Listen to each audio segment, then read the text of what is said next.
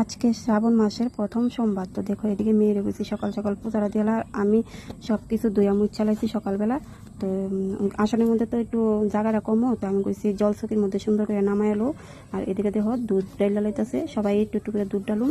তো আজকে কিন্তু আমরা আসলে গরুর দুধ থাকে অন্য বছর, এবার আর দুধ নেই, তো কিনে আনছি দুধটা। আর মানে ফুল টুল দিয়ে সব দিয়ে ওখানে সাজাই লেবো, বেলপাতা দিতেছে, দেখো ফুলও দিছে। তো তাড়াতাড়ি করতেছে আর কি অ্যাকচুয়ালি। আর এদিকে সুজি আর রুটি বাইক জ্বালাইতেছি দেখো। তো মেয়ে তো স্কুলে যাইবো আর আমি এদিকে তাড়াতাড়ি করতেছি আর কি। আর এদিকে পূজা সম্পূর্ণ হইতেছে, সবাই একটু একটু করে দুধ দিয়া তারপর পূজাটা তাড়াতাড়ি দেওয়া হয়ে দেবো। তো তোমরা আজকে কীভাবে পূজা দিলে আর কি খেলে জানাইও। এদিকে তো পূজাটা কেমন লাগতেছে দেখো। ফুল দিলে কত সুন্দর লাগে, ঠাকুরের চরণে ফুল দেওয়া অন্যরকম কিন্তু একটা মানে মনের শান্তি লাগে।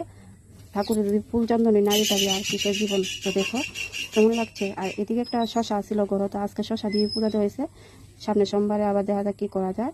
তো আজকে শশা ছিল, শশা দিয়ে পূজা দেওয়া হয়েছে। আর এদিকে দেখো ঠাকুরকে ফুল দিয়ে সাথে লাইতেছে। তো মেয়েরে দিয়ে লাইতেছি সুজি আর রুটি, মেয়ে খাইয়ে স্কুলে দেবো।